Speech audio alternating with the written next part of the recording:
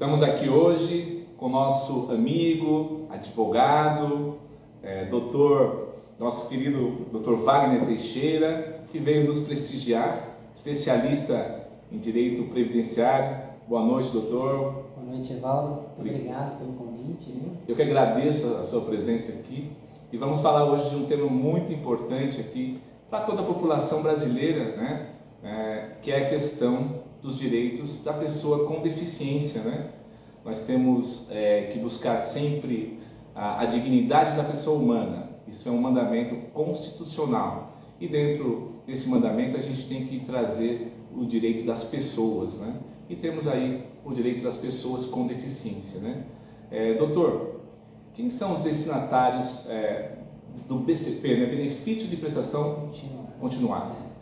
Bom, boa noite, Evaldo, boa noite a todos que estão nos assistindo. Antes de falarmos, né, do BPC, é importante nós tirarmos uma mística, né, que recai sobre esse benefício. Ele popularmente é conhecido como LOAS, né, mas o nome correto, tecnicamente correto, é Benefício de Prestação Continuada. E por que LOAS? Porque ele está previsto na Lei Orgânica da Assistência Social. Então, LOAS é a abreviação da Lei Orgânica da Assistência Social. Está previsto lá no artigo 20, né, benefício de prestação continuada, e ele consiste no pagamento de um salário mínimo destinados a quem? A idosos com 65 anos ou a deficientes cujo impedimento de natureza intelectual, sensorial, mental e física, desde que eles não tenham condições de manter o seu próprio sustento e nem ter a condição alimentar, de moradia, realizada por algum parente. Então é feita uma análise socioeconômica também, né? É isso? Sim. É importante nós destacarmos que os critérios para a concessão do benefício basicamente são três. Então, ele é basicamente direcionado a quem possui algum impedimento, aos idosos e mais. A renda per capita familiar, ou seja, a renda onde esses destinatários estão inseridos, não pode exceder a 1/4 do salário mínimo. Então, hoje, basicamente, nós estamos falando de R$350. Se exceder isso, ele já não tem esse direito, em tese. Por pessoa. Por pessoa. Então, renda familiar passou de 300... per capita. Per capita. Isso. Por pessoa. Cabeça. Isso, a gente chama per capita, mas na verdade é por pessoa. Certo. Então, se essa renda ultrapassar R$353, para ser mais exato, por pessoa, o INSS basicamente ele vai indeferir. Mas a gente já volta nesse tema porque há um caminho. E ele precisa também passar por uma avaliação, que é a questão de estar cadastrado lá no CRAS, né? Que é o Centro de Referência e Assistência Social. Então lá ele precisa estar cadastrado e a gente chama esse cadastro de CAD único. Então basicamente o CAD único é uma entrevista em que a assistente social do município faz e é ali que ela vai apurar se essa pessoa que está pedindo esse benefício ou se esse grupo familiar está no estado de miserabilidade, vulnerabilidade, sempre direcionado, pautado pelo princípio da dignidade humana. Entendi. Que o senhor acabou de mencionar. Então, passa-se por esse critério.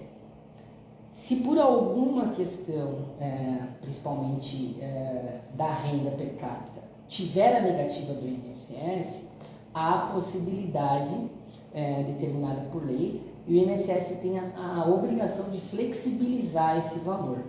Então ainda há um outro caminho, vamos dizer assim, né? Sim, há um caminho. Mas tem que ser provocado. Tem que ser provocado, exatamente. Então o primeiro passo, você que vai buscar o benefício, vai então, procure o CRAS de sua cidade, né? Isso e aí mesmo. leve. Quais são os documentos, doutor? Os documentos pessoais, ele vai pedir para que seja feita uma declaração de quais são os componentes daquele grupo familiar, se os componentes daquele grupo familiar da casa trabalha, então vai ter que fazer prova com carteira profissional, tá certo? Vai ter que levar lá um comprovante de residência, porque necessariamente precisa ser feito o cadastro na cidade onde reside, né, essa pessoa que necessita. os documentos pessoais de todos os integrantes do grupo familiar. Quanto tempo leva, em média, para essa avaliação desse requerimento? O requerimento, basicamente, se nós formos levar pelo que é determinado pela lei do processo administrativo, o INSS teria 30 dias para receber esse benefício, analisar e dar uma resposta. Durante a pandemia, o STF acabou aumentando esse tempo e hoje, basicamente, por lei, a gente tem 45 dias para que o INSS responda a esse pedido. Mas, na prática, isso não acontece. Ele demora muito mais tempo. Pode demorar de 6 meses a 1 ano para fazer essa análise do benefício. Tá? Quando o requerente vai receber esse recurso, nesse caso de atraso de 6 ou mais meses, recebe de uma vez, então? Como é que funciona isso? Essa é uma excelente pergunta, porque quando a gente dá a entrada no benefício, você faz pelos canais, seja pelo aplicativo do Meu INSS, seja na agência do INSS, agência física, quando você dá a entrada, aquele dia que você deu a entrada, fica registrado, nós chamamos tecnicamente de DER, que é a data de entrada do requerimento. Então, quando você dá a entrada, você tem um marco inicial, que é a DER. E o INSS leva esse período de 6 meses, 5 meses, 4 meses. Quando ele reconhece o direito do segurado, ele retroage o pagamento desde a DER. Tá? E quando isso é feito na via administrativa, ele reconhece o direito, no mês seguinte você recebe o valor inteiro, sem limite, como é na Justiça Federal, que você tem lá 60 salários mínimos ou precatório, né? Ele fica acumulado e você recebe de uma vez. Então, demorou 6 meses, os 6 meses, de uma vez, no mês seguinte, já está recebendo. Exatamente. O doutor falou de impedimentos, né? Que tipos de impedimentos da pessoa com deficiência? Esse é um tema bastante importante, né? Porque o LOAS, a Lei Orgânica da Assistência Social, que prevê o BPC, ela foi instituída em 1993. Em 2012, nós tivemos uma lei federal que trouxe os direitos dos portadores de TEA, né? Que é o transtorno do espectro autista. E aí existia um confronto, porque na Lei Orgânica da Assistência Social previa somente deficiência física e mental. E o TEA não era considerado, à época, algo que pudesse trazer ou pudesse ser encaixado nessa Lei Orgânica da Assistência Social. Pois bem, a legislação evoluiu bastante. Em 2015, a Lei 13.716 de 2015, que é o Estatuto da Deficiência, ele vem e conceitua o que é deficiência, abrangendo outros tipos de patologia. Então, basicamente, se tinha que deficiência era atrelada a uma questão física. Olha só. E hoje, a deficiência ela é um conceito muito mais abrangente, porque lá na lei do Estatuto da Deficiência diz que deficiência é um impedimento a longo prazo de natureza intelectual, sensorial, mental e física. Então isso é uma evolução bastante importante, porque começou então a abranger outros tipos de patologia. E aí, em meio a essa abrangência, você tem hoje os portadores de transtorno do espectro autista, os portadores de síndrome de Down e outras patologias de cunho sensorial, né? Aqueles que te traz, por exemplo, deficiente visual, deficiente auditivo, né? Cadeirantes de uma maneira geral. Então hoje essa lei ela é muito mais abrangente, está muito mais alinhada com o princípio da dignidade humana, né? E é uma evolução extremamente importante, né? Que essa lei, em conjunto com outras leis, como por exemplo o Estatuto Estadual São Paulo, que atribui ainda mais direito para as pessoas com impedimentos a longo prazo. Isso é muito importante, porque você pega uma família carente, que está no estado de vulnerabilidade, num passado recente, se fosse cadeirante teria direito, mas se tivesse espectro autista não teria direito, né? E ainda assim é importante ressaltar que ainda assim o INSS em algumas questões nega. E aí obviamente a gente precisa ingressar com ações no Poder Judiciário para reconhecer, porque existe uma lei federal e a lei, nós sabemos, tem que ser cumprida. Uma vez alcançado o benefício, é possível que haja a perda desse benefício? Como é que funciona isso? O benefício de prestação continuada, ou LOAS, como ele é conhecido, só tem uma maneira de você, do segurado, perder. Quando ele recebe esse LOAS, se o atestado médico que foi juntado ao laudo médico constar que é um impedimento de longo prazo, a depender do CID, que é o Código Internacional de Doença, o próprio INSS, por meio da perícia médica, vai perceber que aquela patologia é uma patologia que não tem evolução, porque a medicina não apresenta uma solução. Então, a lei determina que de 2 em 2 anos o INSS pode convocar esse segurado para uma reavaliação. Dependendo do caso, isso não vai acontecer. A única maneira que se tem de perder esse benefício porque no mesmo prazo de 2 em 2 anos, ou de ano em ano, o INSS pode pedir para fazer a prova de vida. A prova de vida, como o próprio nome diz, é a necessidade que o INSS tem de saber se o segurado que está recebendo aquele benefício, se ele está vivo ou não.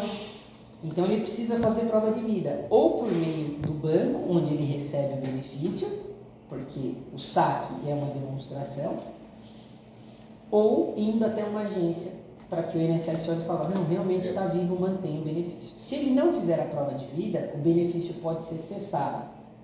Mas você, através de uma ação de reestabelecimento de benefício, você consegue... Pode reaver. Pode reaver, inclusive com o pagamento dos atrasados. Outra coisa, numa família que tenha 2 pessoas com deficiência, é possível que os 2 recebam benefício? É uma excelente pergunta. Essa é uma das dúvidas mais recorrentes que a gente responde lá no escritório. A lei estabelece que tem que ser 1/4 do salário mínimo como critério para concessão. Mas a jurisprudência maciça, inclusive as turmas nacionais de uniformização, que é um dos órgãos hierárquicos, né, dentro da Justiça Federal, e a própria jurisprudência administrativa do INSS, por meio de portarias, já reconhece que o LOAS concedido para uma pessoa não pode constituir como base de cálculo daquela família. Então, fica de fora. Fica de fora. Então, respondendo objetivamente, é possível que 2 pessoas que sejam portadores de deficiência ou portadores de deficiência e com a idade acima de 65 anos, receba sim LOAS, as 2 pessoas. Outra coisa, quem recebe o LOAS,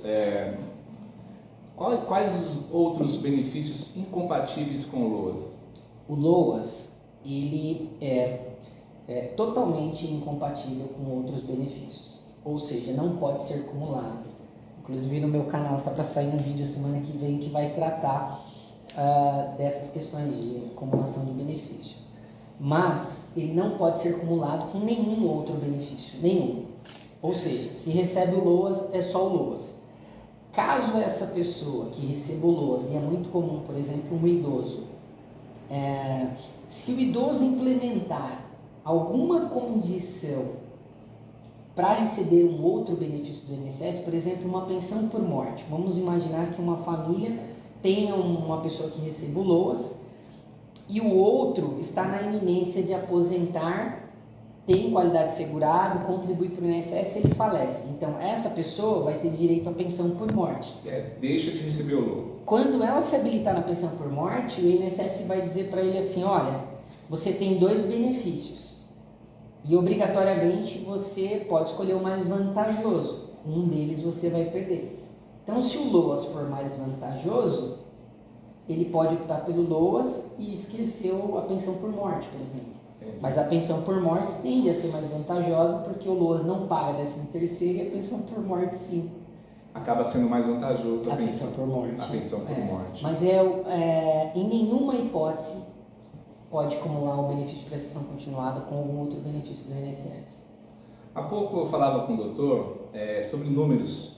O doutor colocou que 2 milhões de requerimentos ano, é isso? Não, 2 milhões de requerimento mês.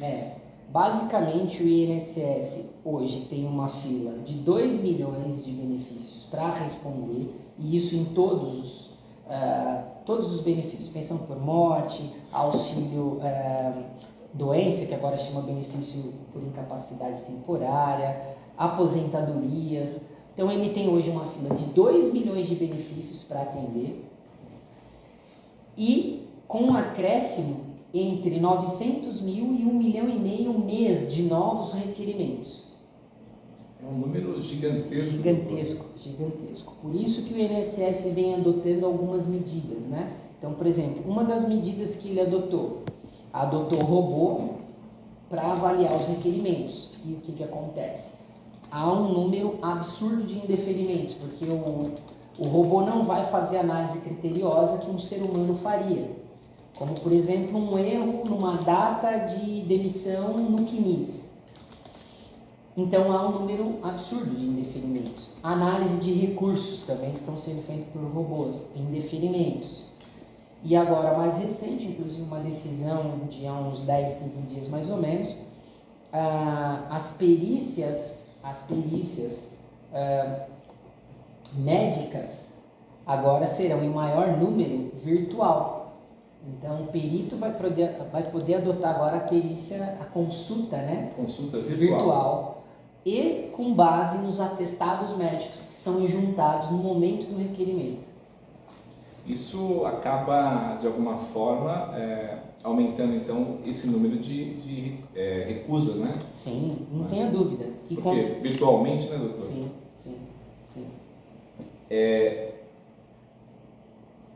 Nós temos a impressão que, falando agora da questão do autismo, há uma impressão popular que aumentaram os casos, né?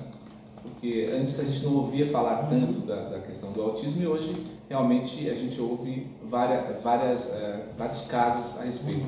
Como que o doutor enxerga essa mudança de comunicação? O que aconteceu que hoje se fala mais do autismo? Do ponto de vista jurídico, né, a impressão que eu tenho é que o fato das leis seguirem numa linha de evolução, como por exemplo essa lei de 2015, que vem abrangendo ainda mais, né, as questões das patologias, os estudos estão avançando, né? Então a análise hoje para a concessão do benefício passa por uma equipe multidisciplinar, psicólogo, enfim, eu acho que esse conjunto de regras acaba dando exatamente ou diagnosticando exatamente a patologia. Então, vou pegar um exemplo. Num passado não muito distante, basicamente o TEA, a síndrome de Down, eles eram tratados como uma doença mental. Simples assim. A doente mental, então, ficava meio que à mercê, sem muito estudo, sem muita compreensão. Hoje, com a evolução das leis, a própria medicina, né, as equipes multidisciplinar, a criação do CRAS, isso vem possibilitando fazer um diagnóstico preciso das patologias. E, consequentemente, o direito tem que evoluir, tem que acompanhar a evolução, né, da sociedade. Consequentemente, as leis evoluindo, você consegue ir dando o diagnóstico correto, por isso essa sensação de aumento dos casos. Mas é porque os diagnósticos são precisos, os tratamentos são precisos. A própria sociedade hoje levanta a bandeira. É muito comum você ver hoje uma mãe uma mãe, um pai tendo embates com aqueles que destratam, né, uma criança que tem um TEA ou uma criança Down. As próprias ONGs, né, têm ampliado os trabalhos. Então, do ponto de vista jurídico, acredito que tenha sido por conta disso. Doutor, quem pode requerer para o deficiente? O responsável jurídico? Quem pode dar? Os requerimentos, eles devem ser feitos, no caso dessas pessoas com essa patologia, deve ser feito por um representante legal. É claro que em alguns casos, se essa patologia for uma patologia muito severa, incapaz dessa pessoa responder por si, necessariamente, até como sugestão, é necessária a interdição. Então, uma curatela, em alguns casos é importante, uma curatela, né? A depender, por exemplo, se for uma pessoa maior, então você tem que ter uma curatela, né? Agora, quem pode fazer são sempre os responsáveis, no caso, pai e mãe, né? Na ausência do pai e mãe, aquele responsável legal, a avó, um avô, né? Às vezes o INSS ele pode criar alguma questão ali de falar, bom, mas e o representante? Não é o genitor? Não. Quem é? É a avó, materno, paterno, avô. Não tem representação legal, não foi definido ainda. Pode ser que ele crie esse impedimento na via administrativa. Mas o Poder Judiciário está aí para isso, né? Havendo a negativa do INSS injustificada, tem que procurar o Poder Judiciário. Existe uma variação entre municípios no tempo da concessão do benefício ou não? Não. Num passado bem distante, lá quando eu iniciei minha carreira, o INSS era basicamente regionalizado, né? Então era muito comum a gente se deslocar de uma região para outra, porque a gente tinha notícia de que numa agência era mais rápido, né? Eu mesmo já cheguei a viajar para Pouso Alegre, saí daqui de madrugada e consegui uma aposentadoria no mesmo dia. O INSS começou a perceber, né, que alguns municípios tinham esses movimentos. Então ele criou a fila única. Então hoje, no sistema do INSS, até por conta da digitalização de todos os procedimentos, hoje eu dou entrada no requerimento numa agência local, por exemplo aqui em Carapicuíba, mas qualquer unidade do Brasil vai julgar. Então, o benefício pode ser concedido por uma agência ou por um servidor de matrícula do Rio Grande do Norte, por exemplo. Então, não há mais esse movimento, né? Você coloca no sistema e é uma fila única para o país inteiro. E a questão dos peritos, então, também é uma avaliação única, né? Uma avaliação única, tá? A não ser quando a perícia é presencial, porque aí necessariamente você tem que se deslocar à agência do INSS que você deu entrada do requerimento, né? Então, porque às vezes a pessoa pode se perguntar, olha, a perícia na cidade tal acaba concedendo mais do que a perícia na cidade Y. Isso de repente pode acontecer. Isso pode acontecer. Ser humano, né? Mas o INSS até ao longo da sua história vem combatendo as fraudes e era comum isso, né?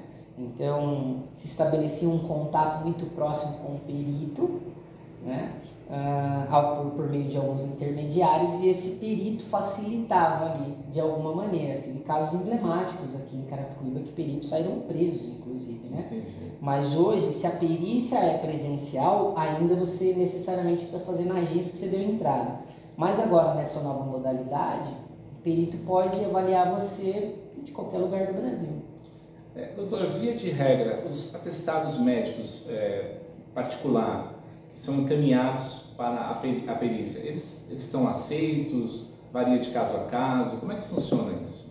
Olha, essa é uma pergunta bastante importante que traz assim, a possibilidade de a gente orientar quem está nos assistindo.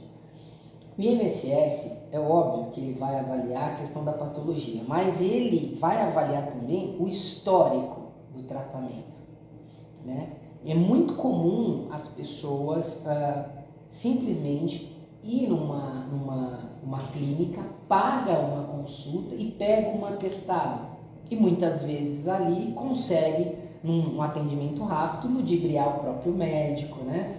Eu tô com dor aqui, ele coloca lá um CID qualquer. Certo. E ela acha que com esse atestado ela vai conseguir, né, receber o benefício. O INSS, ele sempre vai levar em consideração o seguinte: isso eu ouvi de peritos, né, nos cursos que a gente faz por aí fora. Eles vão levar em consideração, primeiro, você passa no SUS. Eu sou do SUS, ok. Se você é do SUS, se você quer ter um sucesso maior na construção do benefício, você leva o histórico de tratamento que você faz. Então leva toda a documentação desde o começo. Na assistência social do hospital, você consegue pedir lá o seu prontuário médico. E no prontuário médico, basicamente é o histórico das consultas que você passou, se você teve evolução na patologia, não regrediu, não regrediu, ficou estável. O tratamento é tratamento cirúrgico, não é? Vem um histórico. E aí o perito, quando recebe esse prontuário médico, ele fala, essa pessoa aqui realmente está precisando. Agora, se você chegar com um atestado médico de uma clínica particular, um único atestado, dificilmente ele vai passar. Dificilmente. Doutor, como que o doutor vê o avanço dos benefícios nos últimos anos para as pessoas com deficiência? Eu penso que nós precisamos melhorar muito, principalmente a estrutura do INSS, a estrutura que avalia. Mas devo reconhecer que nós evoluímos bastante. O Poder Judiciário tem tido papel fundamental nas decisões, fazendo com que essas decisões criem essa jurisprudência, né? Esse volume de decisões em um sentido, né? Dão uma direção. Dão uma direção. E essas decisões, essas reiteradas decisões, por vezes, acabam criando para o INSS a obrigação de decidir no mesmo sentido. Tá? Então, há uma evolução. Mas nós temos que melhorar muito. Por exemplo, quando a gente trata de BPC-LOAS, que a gente trata o idoso com 65 anos, a Lei Orgânica da Assistência Social, 8.742, trata de 65 anos. Mas o Estatuto do Idoso define que idoso é a pessoa que tem 60 anos ou mais. Só que se você pega o seu cliente com 60 anos e faz o pedido administrativamente, o INSS olha e fala, não tem 60 anos. Não, a Lei Orgânica da Assistência Social fala 65. Já corta. Já nega. É o Poder Judiciário, por meio de uma sentença, que vai definir. Olha, embora a lei diga 65, a lei específica, o Estatuto do Idoso diz que é 60. E aí a gente que é do direito sabe que há a antinomia das normas, a briga das normas, qual que prevalece, né? E aí o Poder Judiciário é o único que pode olhar e falar, bom, independente de qual norma vai prevalecer, o que tem que prevalecer é o princípio da dignidade humana, é o princípio básico de alimentar, o direito à saúde, que é constitucional, esse sobressai, né? E aí ele dá a decisão favorável, se você conseguir preencher os requisitos. Então eu entendo que a gente evoluiu bastante, doutor, mas é muito importante a gente evoluir ainda mais. Estrutura do INSS, um número maior de servidores que possibilite fazer uma análise criteriosa dos documentos que são juntados. Próprio INSS instruir mais, né? Ter propagandas que oriente mais, né?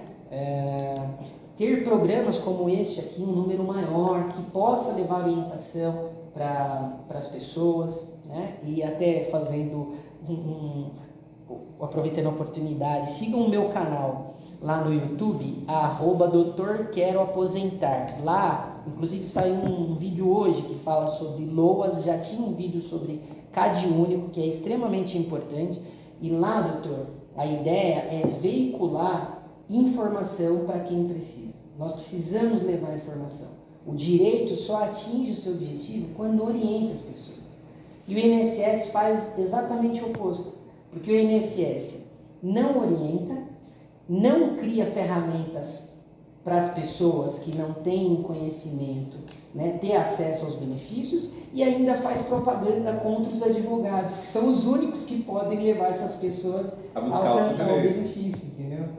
Então isso é importante. Nós estamos evoluindo.